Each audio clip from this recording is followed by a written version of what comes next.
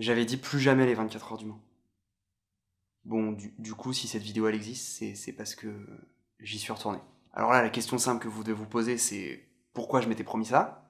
Et moi aussi, je me la pose. La réponse est assez simple. C'est moi, Burger King, et des toilettes. Alors du coup, la bonne question, c'est peut-être pourquoi j'ai pas pu résister? Pourquoi j'ai pas pu m'empêcher d'y retourner? La première chose, c'est que j'ai découvert les 24 heures du Mans, j'avais 10 ans, et depuis, ça me fait toujours autant rêver. Quand j'avais 10 ans, je ressemblais à ça. Enfin, à la fin de la première course que j'ai été voir, je ressemblais plutôt à ça, parce que les abords de la piste ressemblaient plus à un marécage qu'à un talus accueillant pour votre fessier. Mais ces petits désagréments, ils sont complètement minimes par rapport aux émotions apportées par cette course, et cette année, en émotion, on a été servi. Je vous emmène avec moi aux 24 heures du Mans, et d'abord, on va rejoindre les copains.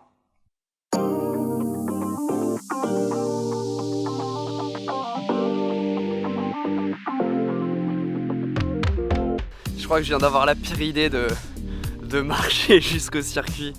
Quel enfer, j'aurais dû prendre le tram. Je sais pas si vous voyez ce truc là, mais ça commence à sentir très très bon.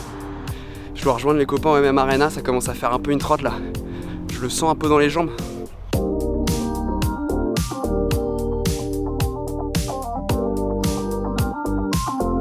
Est-ce que je peux te faire une confidence, Corentin?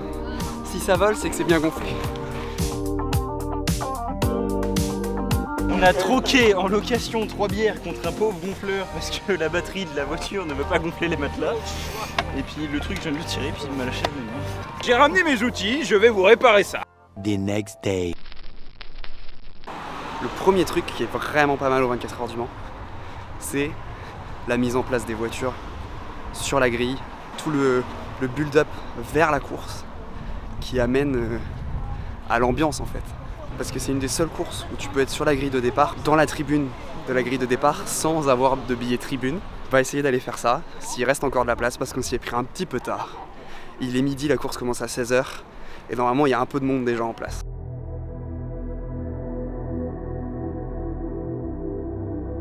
On a enfin réussi à se poser sur la grille de départ, c'était pas gagné parce qu'en fait on est arrivé et on nous a dit vous avez un bracelet rouge?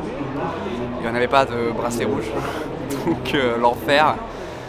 En fait ils avaient mis une jauge et ils avaient prévenu personne, donc à moins d'être là à 6h ce matin, il n'y avait aucune chance d'avoir un bracelet. Et finalement, Chloé qui est avec nous ce week-end croise le regard d'un officiel et lui dit vous êtes combien? Et il lui tend des billets. Et on est dans les tribunes face à la grille de départ.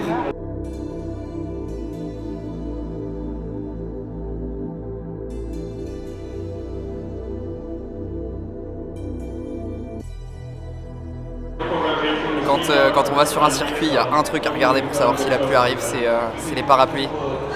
Et là, ils sont sortis chez Corvette en face. Peut-être que dans 1 heure, la piste va être trempée.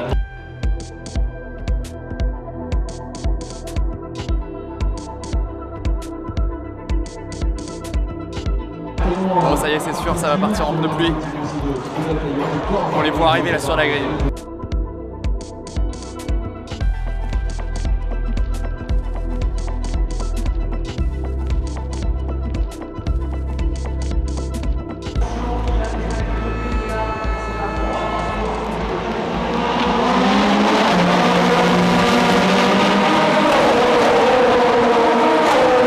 Ça a tapé entre la Toyota et la Glickenhaus.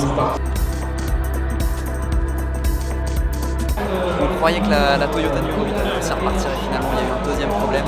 Ils sont derniers. Et après Toyota et Glickenhaus, maintenant c'est l'Alpine qui vient de partir en tête à queue. J'ai jamais vécu un départ de 24 heures aussi folklore de toutes les éditions que je fais.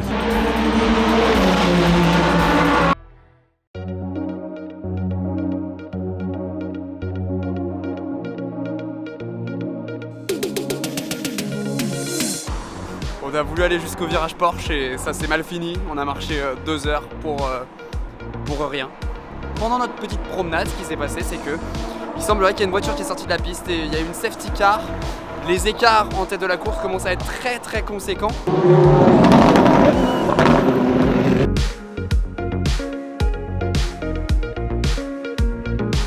promenade à haute vitesse.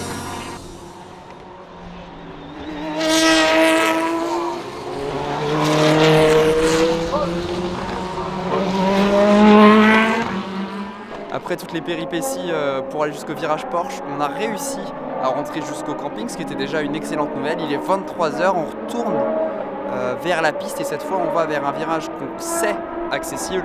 On va au virage d'Indianapolis. Pierre, t'as quand même le look du mec qui est assis au fond, quoi. J'étais pas assez branché pour aller au fond. Ah, vous avez jamais eu l'occasion d'être au fond? J'étais pas assez hype. Arrivé à Indianapolis, je vais enfin voir ce virage. Et en plus de nuit, ça devrait être, enfin j'espère, incroyable. Je pense que les voitures arrivent à des vitesses incroyables ici. Et j'ai qu'une envie, c'est de voir ça. J'ai toujours eu envie de voir ça. La nuit des 24 heures du Mans et à Indianapolis en plus.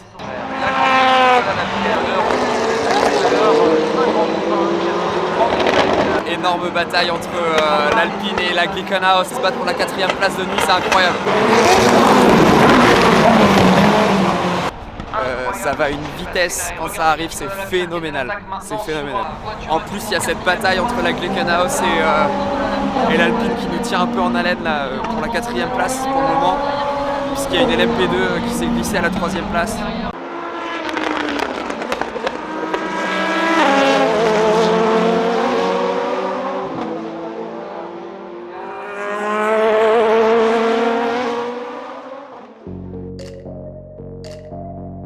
Il reste 6 heures de course, donc là il est 10 heures. Donc pour le moment, le podium, on a 2 Toyota, la 7, la 8, et puis l'Alpine a 5 tours.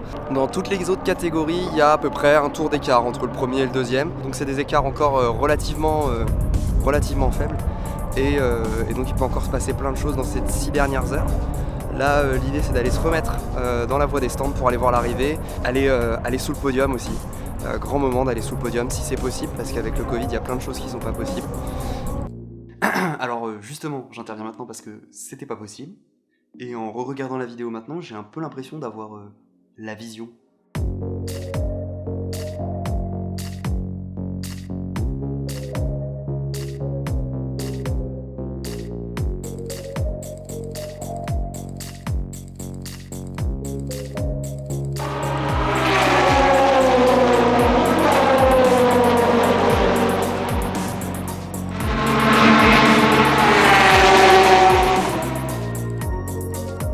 À 1 heure de l'arrivée, il y a une Porsche qui vient d'avoir un souci. Et en principe, ils vont changer ça juste en face. On devrait avoir des images.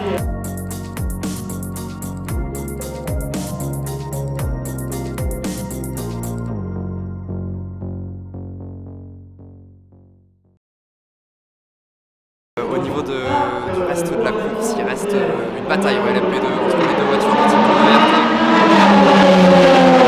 La 41 et la 31 qui sont toujours au coude à coude pour aller chercher la victoire de la catégorie.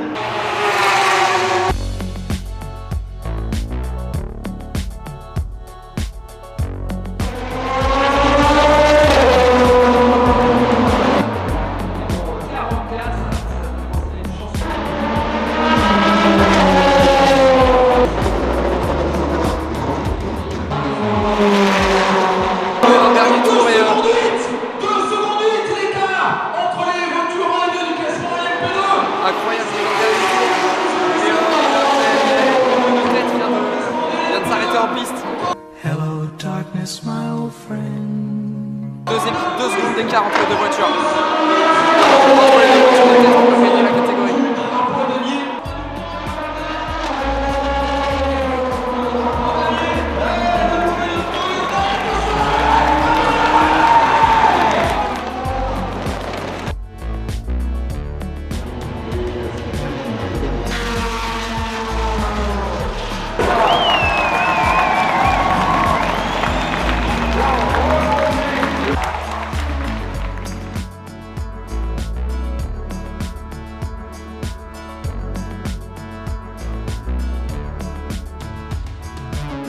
On a eu un départ de fou et on a eu une arrivée de fou.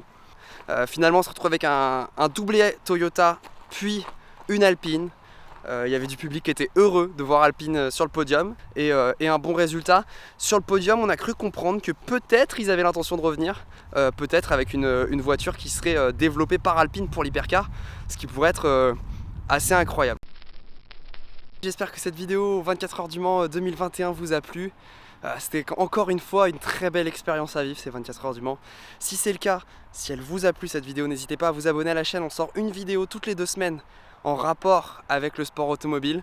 Vous avez remarqué derrière moi, on est sur la piste.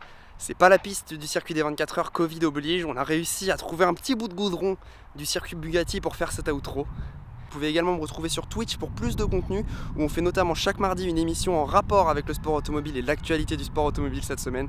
Merci à tous de m'avoir suivi. À dans 2 semaines.